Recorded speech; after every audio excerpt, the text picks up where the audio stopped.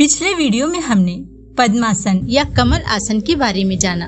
आइए अब हम दूसरे आसन के बारे में जानें। दूसरा आसन है सिद्धासन। पद्मासन के बाद सिद्धासन का स्थान आता है। अलौकिक सिद्धियां प्रदान करने वाला होने के कारण इसका नाम सिद्धासन पड़ा है। सिद्ध योगियों का यह प्रिय आसन है। यमों में ब्रह्मचर्य श्रेष्ठ है, नियमों में शौच श्रेष्ठ है, वैसे ही आसनों में सिद्धासन श्रेष्ठ है। ध्यान आज्ञा चक्र में और श्वास दीर्घ स्वाभाविक। आइए दोस्तों, इसको करने की विधि के बारे में जानें। आसन पर बैठकर पैर खुले छोड़ दें। अब बाएं पैर की एड़ी को गुदा और जननेंद्री के बीच रखें। दाहिने पैर की एड़ी को जननेंद्री के ऊपर इस प्रकार रखें जिनसे जननेंद्री और अंकोश के ऊपर दबाव न पड़े। पैरों का क्रम बदल भी सकता है। दोनों पैरों के तलवे जंघा के मध्य भाग में रहें। हथेली ऊपर की ओर रहे। इस प्रकार दोनों हाथ एक दूसरे के ऊपर गोद में रखें अथवा दोनों हाथों को दोनों घुटनों के ऊपर ज्ञान मुद्रा में रखें। आंखें खुली अथवा बंद रखें। श्वासोच्छ्वास आराम से स्वाभाविक चलने दें। भ्रूमध्य में आज्ञा चक्र में ध्यान के केंद्रित करें। अपना ध्यान आज्ञा चक्र पर ले जाएं। 5 मिनट से लेकर 3 घंटे तक का अभ्यास कर सकते हैं। ध्यान की उच्च कक्षा आने पर शरीर पर से मन की पकड़ छूट जाती है। इस आसन को करने से लाभ। सिद्धासन के अभ्यास से शरीर के समस्त नाड़ियों का शुद्धिकरण होता है। प्राण तत्व स्वाभाविकता ऊर्ध्व गति को प्राप्त होता है। फलतः मन को एकाग्र करना सरल बनता है। इससे पाचन क्रिया नियमित होती है। श्वास के रोग, हृदय के रोग, जीर्ण ज्वर, अजीर्ण, अतिसार, शुक्र दोष आदि दूर होते हैं। मंदाग्नि, मरोड़ा, सग्रहणी, वात विकार, क्षय, दमा, मधुमेह, प्लीहा की वृद्धि आदि अनेक रोगों का शमन होता है। पद्मासन के अभ्यास से जो रोग दूर होते हैं वे सिद्धासन के अभ्यास से भी दूर होते हैं और पद्मासन के अभ्यास से जो लाभ होते हैं वही लाभ सिद्धासन के अभ्यास से भी होते हैं। ब्रह्मचर्य पालन में यह आसन विशेष रूप से सहायक होता है। विचार पवित्र बनते हैं, मन एकाग्र होता है।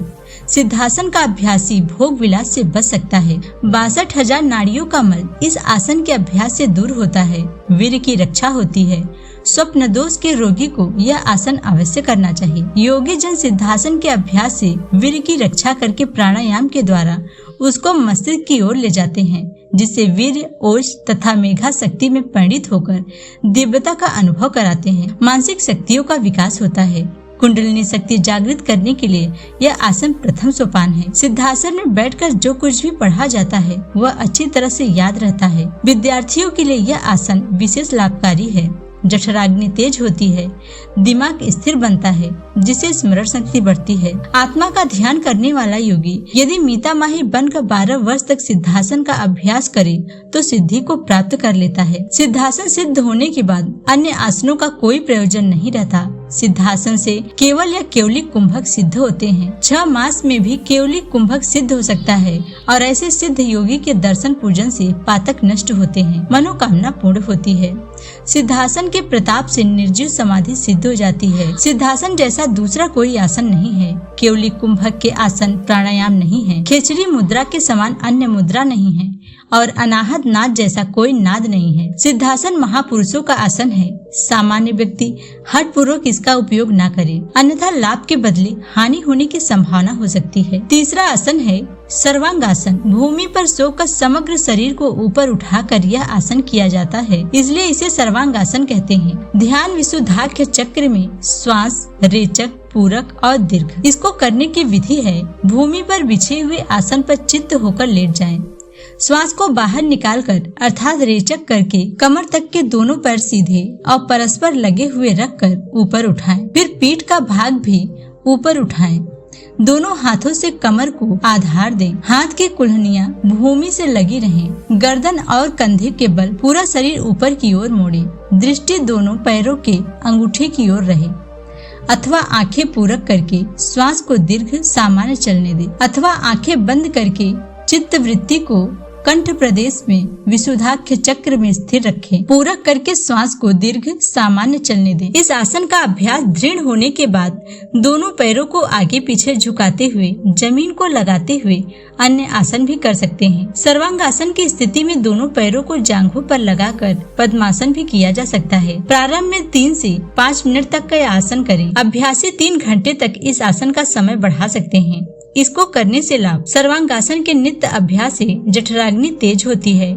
साधक को अपनी रुचि के अनुसार भोजन की मात्रा बढ़ानी चाहिए। सर्वांगासन के अभ्यास से शरीर की त्वचा लटकने नहीं लगती तथा शरीर में झुर्रियां नहीं पड़ती, बाल सफेद होकर गिरते नहीं हैं। हर रोज 1 प्रहर तक सर्वांगासन का अभ्यास करने से मृत्यु पर विजय मिलती है। शरीर में सामर्थ्य बढ़ता है। 3 दोषों का शमन होता है। वीर्य की ऊर्ध्व गति होकर अंतःकरण शुद्ध होता है। मेघा शक्ति बढ़ती है। चिर यौवन की प्राप्ति होती है। इस आसन से थायराइड नामक अंतः ग्रंथि की शक्ति बढ़ती है।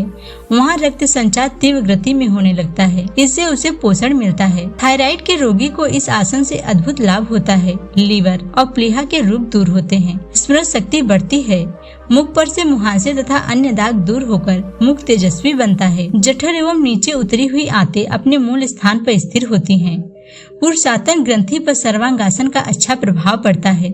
स्वप्न दोष दूर होते हैं। मानसिक बौद्धिक प्रवृत्ति करने वालों को तथा विशेषकर विद्यार्थियों को यह आसन अवश्य करना चाहिए। मदाग्नि, अजीर्ण, कब्ज, अर्श, थोड़े दिनों का अपेंडिसाइटिस और साधारण गांठ, असमय आया हुआ वृद्धित्व, दमा, कफ, चमड़ी के रोग, रक्त दोष, स्त्रियों को मासिक धर्म की अनियमितता एवं दर्द, मासिक न आना, अधिक आना इत्यादि रोगों में इस आसन से लाभ होता है। नेत्र और मस्तिष्क की शक्ति बढ़ती है, उनसे रोग दूर होते हैं। आँखों के रोग दूर होते हैं। थायराइड के अति विकास वाले, खूब कमजोर हृदय वाले, अत्यधिक चर्बी वाले लोगों को किसी भी अनुभवी की सलाह लेकर ही सर्वांगासन करना चाहिए। शीर्षासन करने से जो लाभ होते हैं वे सब लाभ सर्वांगासन और पादप पश्चिमोत्तासन करने से मिल जाते हैं। शीर्षासन में गलफत होने से जो हानि होती है वैसी हानि होने की संभावना सर्वांगासन और पाद पश्चिमोत्तासन में नहीं है। चौथा आसन है हलासन। इस आसन में शरीर का आकार हल जैसा बनता है, इसलिए इसको हलासन कहा जाता है। ध्यान विशुद्धाद्य चक्र में श्वास रेचक और बाद में दीर्घ करने की विधि। भूमि पर बिछे हुए आसन पर चित्त होकर लेट जाएं। दोनों हाथ शरीर को लगे रहें। अब रेचक करके श्वास को बाहर निकालने दें। दोनों पैरों को एक साथ धीरे धीरे ऊंचे करते जाएं। आकाश की ओर पूरे उठाकर फिर पीछे सिर के तरफ झुकाएं। पैर बिल्कुल सीधे तने हुए रखें। पंजे जमीन पर लगाएं। थोड़ी छाती से लगी रहे। चित्रवृत्ति का विशुद्धाख्य चक्र में स्थिर करें। 2-3 मिनट से लेकर 20 मिनट तक के समय की अवधि बढ़ा सकते हैं। इस आसन को करने से लाभ। हलासन के अभ्यास से अजीर्ण, कब्ज, अर्श, थायराइड का अल्प विकार, अंग विकार, असमय वृद्धत्व, दमा, कफ, रक्त विकार आदि दूर होते हैं। इस आसन से लीवर अच्छा होता है। छाती का विकास होता है। श्वसन क्रिया तेज होकर ऑक्सीजन से रक्त शुद्ध होता है। गले के दर्द, पेट की बीमारी, संविधात आदि दूर होते हैं। पेट की चर्बी कम होती है। सिर दर्द दूर होता है। वीर्य विकार निर्मूल होता है। खराब विचार बंद होते हैं। नाड़ी तंत्र शुद्ध होता है। शरीर बलवान और तेजस्वी बनता है। गर्भिणी स्त्रियों के सिवा हर एक को यह आसन करना चाहिए। रीढ़ में कठोरता होना यह वृद्धावस्था का चिन्ह है। हलासन से रीढ़ लचीली बनती है। इससे युवावस्था की शक्ति, स्फूर्ति, स्वास्थ्य और उत्साह बना रहता है। मेरुदंड संबंधी नाड़ियों के स्वास्थ्य की रक्षा होकर वृद्धावस्था के लक्षण जल्दी नहीं आते। जठर की नाड़ियों को शक्ति प्राप्त होती है। जठर की मांसपेशियां तथा पाचन तंत्र के अंगों की नाड़ियों की दुर्बलता के कारण अगर मंदाग्नि एवं कब्ज हो तो हलासन से दूर होते हैं। कमर, पीठ एवं गर्दन के रोग नष्ट होते हैं। लीवर और प्लीहा बढ़ गए हो तो हलासन के सामान्य अवस्था में आ जाते हैं। काम केंद्र की शक्ति बढ़ती है। अपान शक्ति का उत्थान होकर उदान रूपी अग्नि का योग होने से वीर शक्ति ऊर्ध्वगामी बनती है। हलासन से वीर का स्तंभ होता है। यह आसन अंडकोश की वृद्धि, पेनक्रियास, अपेंडिक्स आदि को ठीक करता है। थायराइड ग्रंथि की क्रियाशीलता बढ़ती है। ध्यान करने से विशुद्ध चक्र जागृत हो जाता है। 5वां है पवन मुक्तासन। शरीर में स्थित पवन यानी वायु यह आसन करने से मुक्त होता है, इसे इसको पवन मुक्तासन कहा जाता है। ध्यान मणिपुर चक्र में श्वास पहले पूरक, फिर कुंभक और फिर रेचक। इसको करने की विधि। भूमि पर बिछे हुए आसन पर चित्त होकर लेट जाएं। पूरे करके फेफड़ों से श्वास भर लें। अब किसी भी एक पैर को घुटनों से मोड़ दें। दोनों हाथों की उंगलियों को परस्पर मिलाकर उसके द्वारा मोड़े हुए घुटनों को पकड़कर पेट के साथ लगा दें। फिर सिर को ऊपर उठाकर मोड़े हुए घुटनों पर नाक लगाएं। दूसरा पैर जमीन पर सीधा रखें। इस क्रिया के दौरान श्वास को रोककर कुंभक चालू रखें। सिर और मोड़ा हुआ पैर भूमि पर पूर्ववत रखने के बाद ही रेचक करें। दोनों पैरों को बारी बारी से मोड़कर यह क्रिया करें। दोनों पैर एक साथ मोड़कर भी यह आसन हो सकता है। इस आसन को करने से लाभ। पवन मुक्तासन के नियमित अभ्यास से पेट की चर्बी कम होती है। पेट की वायु नष्ट होकर पेट विकार रहित बनता है।